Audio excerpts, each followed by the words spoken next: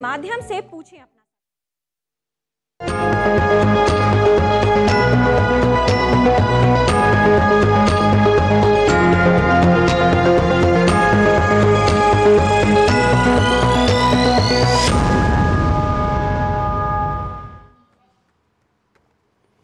नमस्कार, DD news पर आप देखना शुरू कर चुके हैं हमारी खास चर्चा का प्रोग्राम। मैं हूं लाल चंद्र सिंह।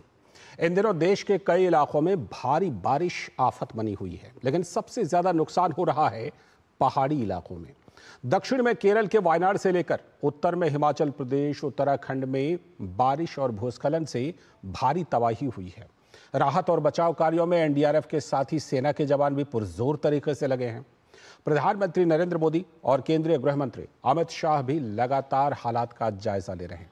आज की चर्चा हम इसी पर करेंगे, जिसमें जुड़ेंगे ग्राउंड जीरो पर मौजूद अपने संवाददाताओं से भी।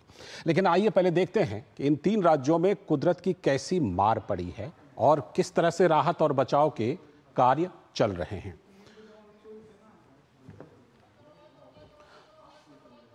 तो ये तीन जो राज्य हैं, खासतौर पर जहां पर पहाड़ी इलाके पड़ते हैं, उन पहाड़ी इलाकों में सबसे ज्यादा कुदरती आफत आई है। केरल, हिमाचल प्रदेश और उत्तराखंड पर प्राकृतिक आपदा की जबरदस्त मार पड़ी है।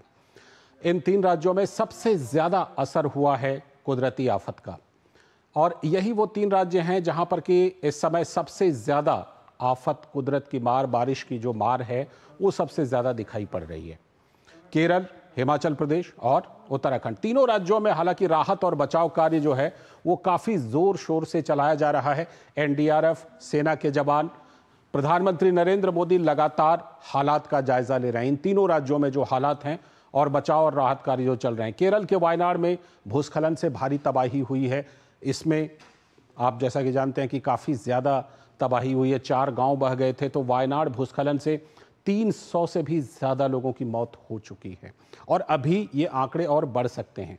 सेना के जवान तेजी से राहत और बचाव कार्यों को अंजाम दे रहे हैं। वायनाड में, दक्षिणी राज्य केरल में, वायनाड में बेली ब्रिज पूरी तरह चालू हो चुकी है, तो इससे थोड़ा सा राहत कार्यों में तेजी आई है, राहत और बचाव के कार्यों में, क्योंकि ये ब्रिज जो है वो काफी महत्वपूर्ण थी, इसका चालू होना काफी महत्वपूर्ण था। हिमाचल प्रदेश की बात कीजिए, उत्तर में तो भारी बारिश से जानमाल का काफी नुकसान हिमाचल प्रदेश में हुआ। एक गांव ही पूरा बह गया है। अभी भी वहां पर 50 से ज्यादा लोग गायब हैं। बादल फटने की घटनाओं में हिमाचल में 54 लोग अभी भी लापता हैं और कुछ लोगों के शव भी बरामद हुए हैं। शिमला के रामपुर में तो हाइड्रो पावर प्रोजेक्ट में कई मकान, स्कूल और गाड़ियां तबाह हो गई हैं। इतनी जबरदस्त भूस्खलन हुई थी। बादल फटने से मलाना पावर प्रोजेक्ट बांध टूट गया है, जिसकी वजह से ये आफत और ज्यादा आई है। कुल्लू में स्थित मकान और मंदिर बुरी तरह से प्रभावित हुए हैं। तो हिमाचल प्रदेश पर भी जबरदस्त मार पड़ी है बारिश की। हिमाचल में एनडीआरएफ की टीम राहत और बचाव कार्य में लगी हुई है। लगातार राहत और बचाव के कार्य चलाए जा रहे हैं हिमाचल प्रदेश में भी। और बादल फटने की वजह से जो उत्तराखंड है वहां पर भी कई लोगों की मौत हो गई है। पहाड़ी राज्यों में ज्यादा नुकसान इसका दिखाई पड़ रहा है। मुख्यमंत्री पुष्कर सिंह धामी का प्रभावित इलाकों का दौरा हुआ है। उन्होंने हालात का जायजा लिया है, हवाई सर्वेक्षण भी किए हैं, जमीनी सर्वेक्षण भी किए हैं।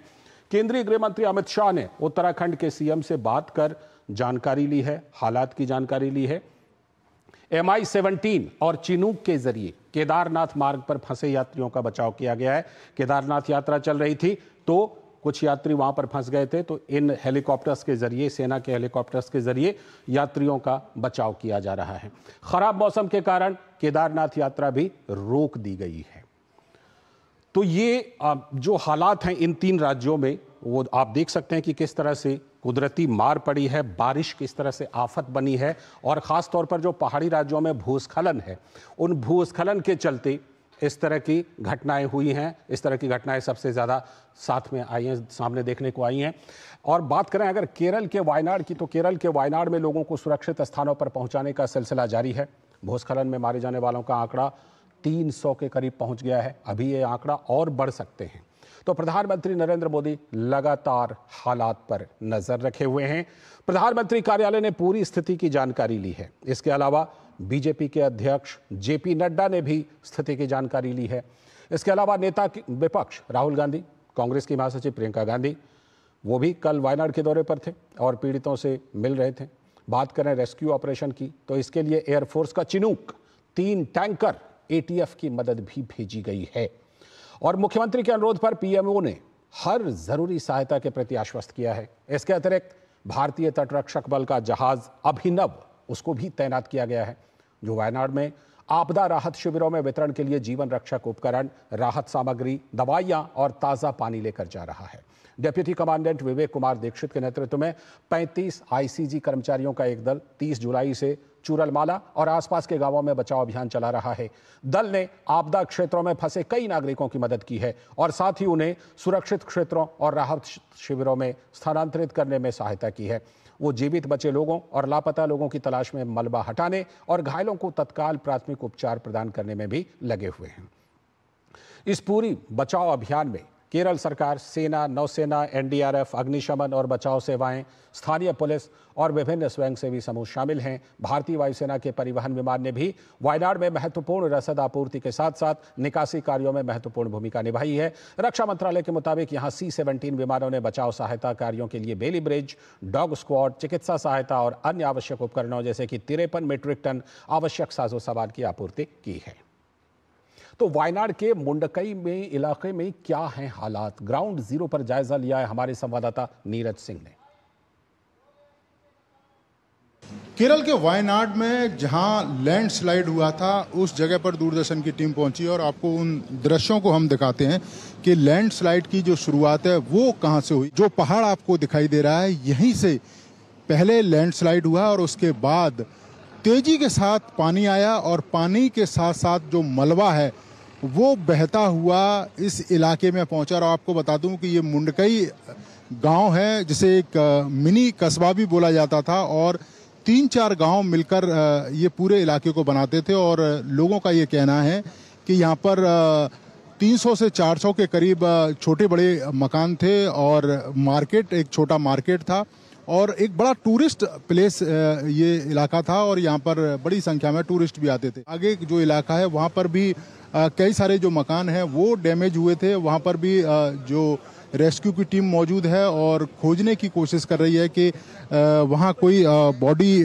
तो नहीं है या फिर कोई व्यक्ति जो उस समय मिसिंग हो वो तो नहीं है, उसे खोजने का प्रयास चल रहा है। ये पूरा का पूरा जो इलाका है वो लैंडस्लाइड की चपेट में आ गया था। कितने बड़े बड़े पत्थर आए थे, तो ये जो पत्थर है वो लैंडस्लाइड के बाद जो मलबा आया था उसमें बहकर ये पत्थर आया था और इसी तरह के तमाम बड़े बड़े पत्थर थे जो यहाँ पर मकानों के ऊपर से निकल गए और उसके पीछे जो मलबा आया वो मकानों के अंदर घुस गया। रेस्क्यू लगातार जारी है। उसके अलावा जो लोग आसपास के गांव में हैं उनके लिए खाने पीने का सामान भी यहाँ पहुँचाया जा रहा है।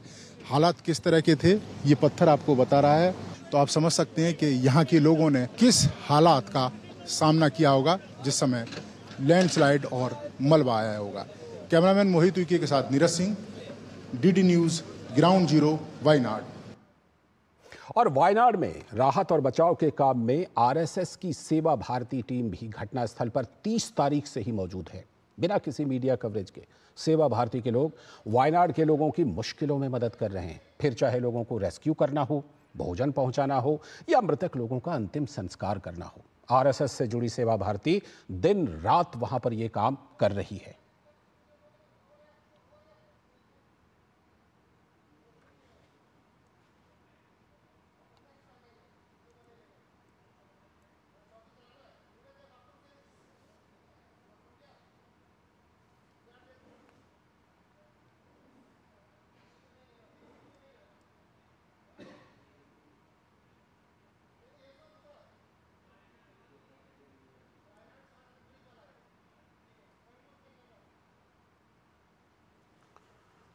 और भारतीय सेना ने वायनाड में बचाव अभियान को तेज करने के लिए रिकॉर्ड समय में 190 फीट लंबा बेली ब्रिज का निर्माण किया है। 190 फीट लंबे बेली ब्रिज को सेना ने मात्र 16 घंटे में बना दिया। ब्रिज को बनाने में मेजर सीता ने बड़ा रोल प्ले किया है, जो जवानों के साथ दिन रात डटी रही। तो डीडी न्यूज के संवाददाता नीरज सिंह ने एक्सक्लूसिव बात की ब्रिज निर्माण कार्य को लीड करने वाली टीम की मेजर सीता के साथ। इस समय हम सेना के उसी ब्रिज पर हैं। 190 फीट लंबे इस ब्रिज को सेना ने मात्र 16 घंटे के अंदर कंप्लीट किया। ये किसी चुनौती से कम नहीं है और इस चुनौती को सेना ने उठाया। और सबसे खास बात है कि मेजर सीता इस समय हमारे साथ हैं। मेजर सीता यहाँ पर जवानों के साथ मौजूद थी जब इस ब्रिज को बनाया जा रहा था। सीता, एक बड़ी चुनौती थी और रेस्क्यू की जो मशीनरी हैं उनको पहुंचाना एक बड़ी चुनौती थी और सेना ने 16 घंटे के अंदर इस पुल को बनाया। कितना मजबूत ये पुल है, कितना सामान ले जा सकते हैं और कितने लोग लगे इसको बनाने में?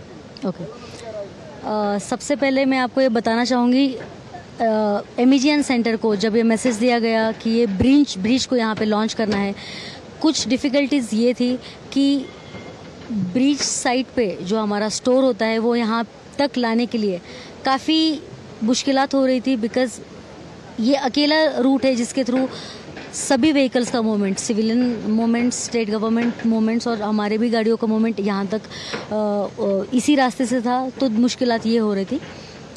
मुश्किलात और ये भी थी कि ये ब्रिज को लॉन्च करने के लिए जो बैक स्पेस हमें चाहिए होता है वो नहीं मिल पा रहा था।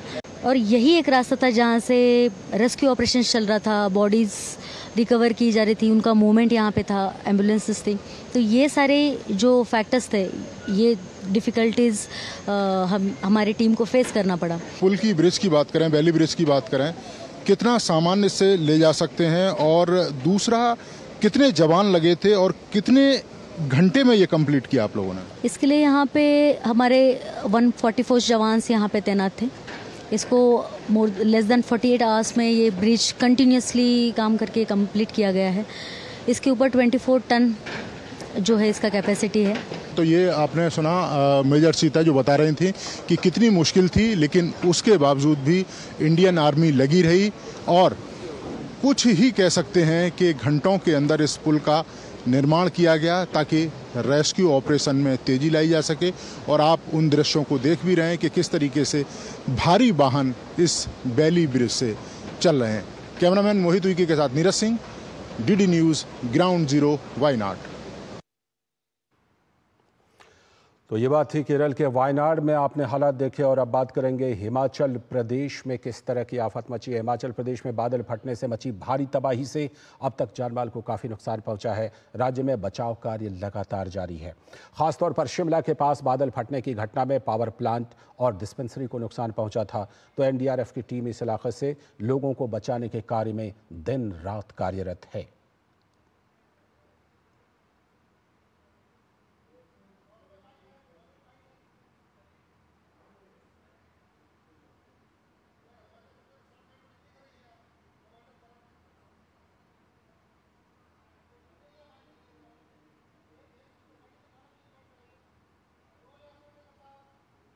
बस यहाँ से लगभग 10 से 12 किलोमीटर दूर है जी। और वहाँ पर क्लाउड बस्ट हुआ और यहाँ पर जो ये इलाका देख रहे हैं मेरे राइट साइड में, लगभग 20-25 घर यहाँ पर थे और जिसमें कुछ यहाँ पर पावर प्लांट भी था, हाइड्रो पावर प्लांट, और साथ ही में यहाँ पर डिस्पेंसरी भी थी और कुछ सिविलियन थे। तो उसमें लगभग अनुमानित है लगभग 40 से 42 लोग यहाँ पर वास्ट अवे हो चुके हैं। और पहाड़ी इलाकों में मानसून की बारिश में भीषण तबाही मचाई है। हिमाचल में भारी बारिश के चलते बादल फटने से तबाही का मंजर देखने को मिला। हिमाचल प्रदेश में कई जगह बादल फटने से 50 से भी अधिक लोग लापता हैं और 2 लोगों की मौत की खबर है। इसी बीच हिमाचल प्रदेश के मंडी में बादल फटने के मामले में प्रधानमंत्री खुद मॉनिटरिंग कर रहे हैं। उन्होंने शीर्ष अधिकारियों से प्रभावितों को हर संभव मदद सुनिश्चित करने के लिए भी कहा है। पीएम मोदी के निर्देश पर राहत कार्य जोरों से चल रहा है। इससे पहले केंद्रीय मंत्री और भाजपा के अध्यक्ष जेपी नड्डा ने हिमाचल प्रदेश के सीएम सुखविंदर सिंह सुक्खू से फोन पर बात करके वहां के हालात की जानकारी ली।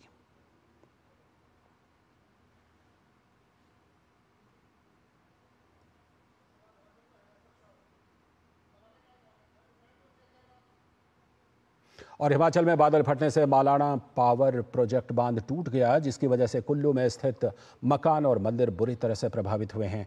बाढ़ से बलाधी गांव में एक सरकारी स्कूल और 2 मंदिर और 8 मकान बह गए।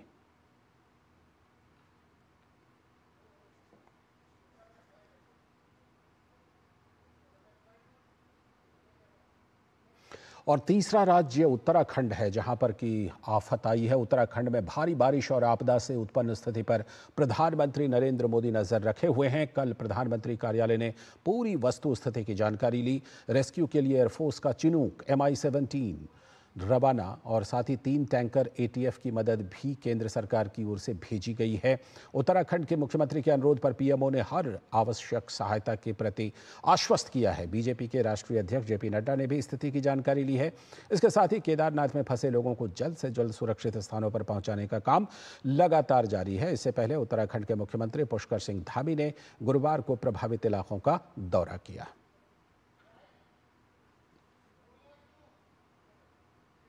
और भारतीय वायुसेना आपदा में लोगों की मदद के लिए सदैव तत्पर रहती है। वो वायनाड में आया भूस्खलन हो या फिर उत्तराखंड की पहाड़ियों में आई आपदा, उत्तराखंड की पहाड़ियों में वायुसेना HADR ऑपरेशन चला रही है।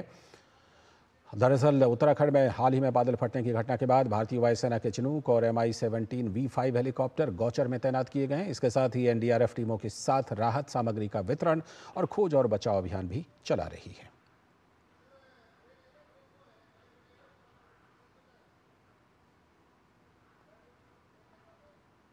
आगे हम आपको जायजा लेंगे, खासतौर पर जो ग्राउंड जीरो पर मौजूद हमारे संवाददाता हैं उनसे बातचीत करेंगे, लेकिन फिलहाल वक्त है अभी एक ब्रेक का।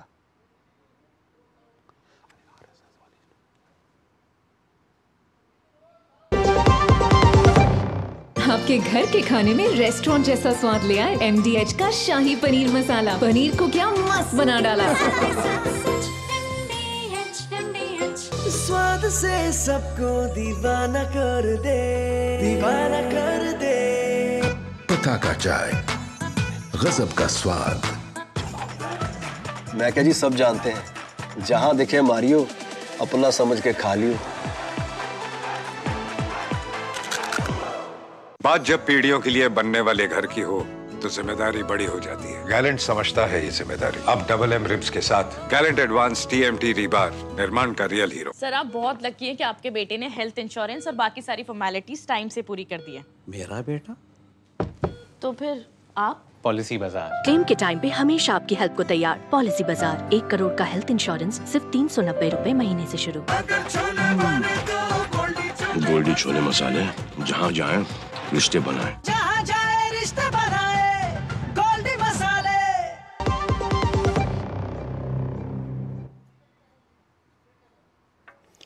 स्वागत है ब्रेक के बाद। तो जैसा कि हमने बताया कि केरल के वायनाड में RSS से जुड़ी संस्था सेवा भारती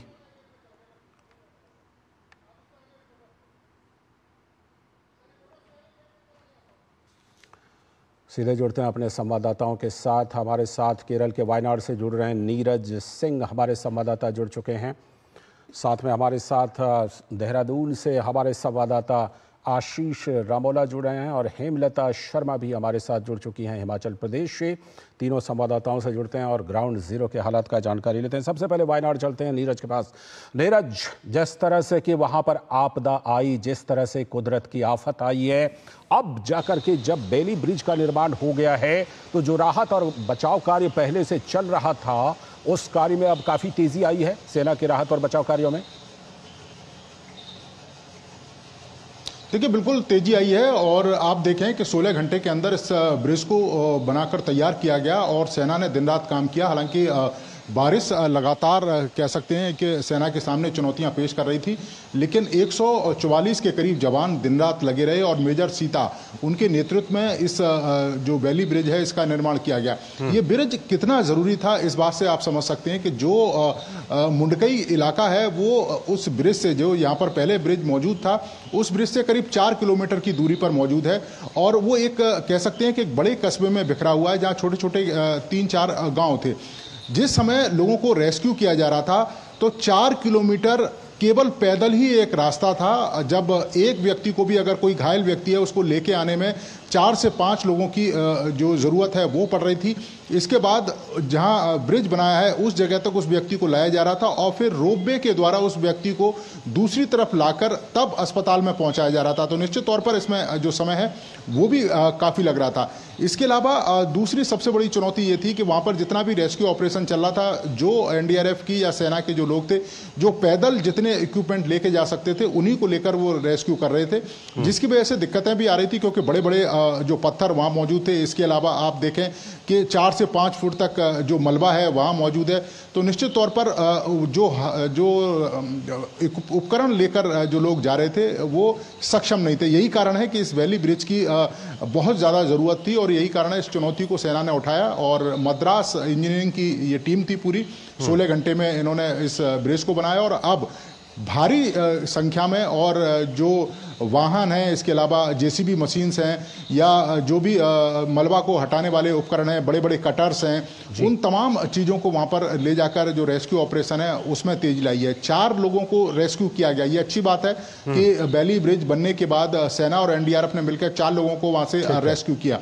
दूसरी सबसे बड़ी बात है, अभी आप देखें कि मौसम भी कई तरह की चुनौतियाँ पेश कर रहा है और पूरे दिन आज बारिश होती रही है। हालांकि आज ऑरेंज अलर्ट था, रेड अलर्ट नहीं था, लेकिन उसके बावजूद भी बारिश होती रही। अभी मौसम जरूर ठीक है, बारिश नहीं हो रही है, लेकिन रात का समय है, वहाँ लाइट प्रॉपर नहीं है, लेकिन जो टेम्परेरी लाइट का इंतजाम वहाँ पर किया गया है और डॉग स्क्वाड के साथ जो सर्चिंग का जो काम है वो अभी भी चल रहा है और रात के 9 बजे तक ये सर्चिंग का काम चलेगा। उसके बाद जो टीमें हैं वो वापस कैंप में लौटेंगी और सुबह तड़के फिर दोबारा से जो सर्चिंग का काम है वो शुरू हो जाएगा।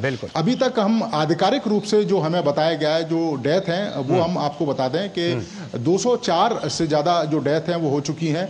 113 के करीब बॉडी पार्ट्स हैं जिनका जो डीएनए टेस्ट है वो होना है। इसके अलावा 240 के करीब जो लोग हैं वो अभी भी मिसिंग हैं, जिनको खोजने का जो काम है वो चल रहा है। तो कह सकते हैं कि धीरे धीरे जो कैजुअलिटीज हैं उसमें इजाफा हो सकता है, क्योंकि अभी बचने की संभावना बिल्कुल ना के बराबर है, लेकिन कई बार हमने देखा है कि चमत्कार होते हैं और उम्मीद कर रहे हैं कि चमत्कार हो जाए और शायद कुछ लोग जिंदा बच पाएं। बिल्कुल, राहत और बचाव कार्य जिस तरह से चल रहे हैं, जाहिर सी बात है कि हो सकता है कुछ लोग जिंदा हो जाए। हेमलता, जिस तरह से कि 50 से भी ज्यादा लोगों के गायब होने की बात कही जा रही है, क्या उनके बारे में कुछ जानकारी मिल पाई है और एनडीआरएफ का जो राहत और बचाव का अभियान है वो कैसा चल रहा है हिमाचल में? जी बिल्कुल, 31 तारीख की रात को 3 जगह जहां पर ये तबाही हुई है, उसके बाद अगर हम बात करें समेज क्षेत्र की तो समेज गांव सबसे ज़्यादा इस तबाही में प्रभावित हुआ है। 50 से ज़्यादा लोग गायब हुए थे। केवल जो 3 जो शव हैं वो अभी फ़िलहाल बरामद किए गए हैं। अभी 49 जो आंकड़ा आधिकारिक है वो हमारे पास पहुंचा है कि जो 49 अभी जो लोग हैं वो फ़िलहाल लापता हैं। ऐसे में अगर सर्च अभियान की हम बात करें तो एनडीआरएफ की टीमें लगातार ऑपरेशन रेस्क्यू अपना चलाए हुए हैं। आज मुख्यमंत्री जो प्रदेश के सुखविंदर सिंह सुक्खू हैं वो भी प्रभावित क्षेत्र में पहुंचे थे। उन्होंने वहां पर पहुंचकर प्रभावित क्षेत्र का दौरा किया है। जो प्रभावित लोग हैं उनसे भी उन्होंने बातचीत की है। इस बीच जो वहाँ से तस्वीरें निकल कर के आई हैं वो लगातार जो लोग हैं उनसे बातचीत करते हुए नजर आए, उन्हें दिलासा देते हुए नजर आए। लेकिन अभी एक और बयान उन्होंने जारी किया है कि जो लोग लापता हुए हैं उनके बचने की उम्मीद बहुत कम नजर आ रही है, क्योंकि जो रात को फ्लड आया वो इतना ज्यादा तेज बहाव में था जी कि लोग सोए रह गए, लोगों को मालूम भी नहीं हुआ। और ऐसे में जो छोटी छोटी खबरें वहां से निकल करके आ रही हैं वो ये है कि एक ही परिवार के करीब 16 से ज्यादा लोग इस त्रासदी में काल का ग्रास बन गए हैं। और ऐसे में अब जो रेस्क्यू अभियान है वो जारी है, लेकिन फिलहाल मौसम साथ नहीं दे रहा है। मौसम विभाग ने आज भी हिमाचल प्रदेश के 10 जिलों में, किन्नौर और लाहौल स्पीति को छोड़कर सभी जिलों में भारी बारिश का अलर्ट जारी किया है। तो अगर बारिश होती है तो ऐसे में जो रेस्क्यू अभियान है वो कहीं ना कहीं जरूर बाधित होगा। अगर आने वाली कल की बात करें, चाहे परसों की बात करें, लगातार अभियान जारी है। न केवल समेज क्षेत्र की मैं बात कर रही हूँ, बल्कि समेज क्षेत्र से 85 किलोमीटर दूर सुन्नी तातापानी एक जगह है जहां पर रेस्क्यू अभियान चलाया जा रहा है। वहां पर जो गुमशुदा लोग हैं उनको तलाशने की कोशिश की जा रही है। ये ऐसे में जो लोग जिन्होंने अपनों को खोया है वो हमेशा वहां पर तैनात हैं। लौटने के बाद फिर आशीष के पास चलेंगे। आप सभी हमारे साथ बने रहिएगा। अभी वक्त है एक ब्रेक का। अब अब आया असली स्वाद। अब आया स्वाद। जब स्वाद के बड़े हो लाले तो MDH का चंकी चाट मसाला डालें। MDH का चंकी चाट मसाला। MDH। सुरक्षा की गारंटी हर चीज में जरूरी है, चाहे वो मुश्किल स्टंट हो या अच्छी फसल। इसलिए ले आइए IIL के ट्रैक्टर ब्रांड का शिनबा, जो देता है सुंडी और ट्रिप से सुरक्षा की गारंटी। माई भाई, मैंने भी इस बार SIP करके म्यूचुअल फंड में पैसे डाले, तो मुझे ये जानना था कि KYC का चक्कर क्या है। म्यूचुअल फंड सही है .com या अपने म्यूचुअल फंड की वेबसाइट पे जाओ, पैन नंबर डालो और सिर्फ इतना दे कि तुम्हारा KYC स्टेटस रजिस्टर्ड है या वैलिडेटेड। रजिस्टर्ड हो तो आधार और पैन कार्ड के साथ अपना KYC वैलिडेट करो, जरूरी है और ज्यादा वक्त भी नहीं लगता। और वैलिडेटेड हो तो सही है। सही है। म्यूचुअल फंड निवेश बाजार जोखिमों के अधीन है। योजना से जुड़े सभी दस्तावेजों को ध्यान से पढ़ें। गोल्डी छोले मसाले, जहाँ जाएं रिश्ते बनाएं। जहाँ जाए रिश्ते बनाए, गोल्डी मसाले। स्वागत है। ब्रेक के बाद सीधे चलते हैं आशीष के पास। आशीष, जिस तरह से राहत और बचाव का कार्य उत्तराखंड में भी चल रहा है, लेकिन खास तौर पर जो केदारनाथ यात्रा में फंसे यात्री हैं और केदारनाथ यात्रा को फिलहाल रोक दी गई है, क्या कुछ अपडेट उत्तराखंड में इस समय है? मौसम किस तरह का है?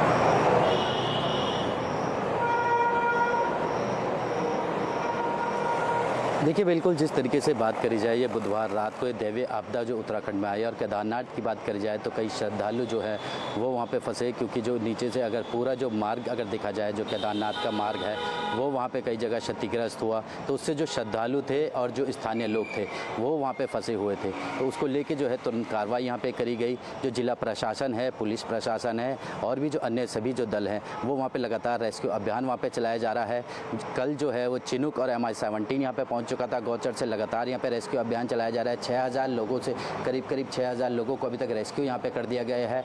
कई को जो है अन्य वैकल्पिक मार्ग के जरिए यहाँ पे कराया जा रहा है। मौसम की बात करी जाए तो मौसम काफ़ी दखल यहाँ पे दिखी जा रही है, क्योंकि मौसम सुबह की बात करी जाए तो MI-17 से यहाँ पे 15 लोगों को यहाँ पे रेस्क्यू किया गया है। चिनुक यहाँ पे नहीं उड़ पाया, क्योंकि मौसम वहाँ पे मौसम खराब होने के चलते चिनुक यहाँ पे नहीं उड़ पाया, लेकिन जो रेस्क्यू अभियान है वो लगातार यहाँ पे किया जा रहा है। राज्य सरकार तुरंत वहाँ पे मॉनिटरिंग यहाँ पे करी जा रही है। फिलहाल समय की कमी है। बहुत बहुत शुक्रिया आशीष, हेमलता और नीरज, आप तीनों का बहुत बहुत शुक्रिया ग्राउंड जीरो से अपडेट देने के लिए। तो 3 राज्यों पर ये आफत आई है, लेकिन जिस तरह से राहत और बचाव के कार्य चल रहे हैं, उम्मीद है सब कुछ बहुत जल्दी जिंदगी जो है वो पटरी पर तीनों राज्यों में आ जाएगी। फिलहाल इस चर्चा में इतना ही। नमस्कार।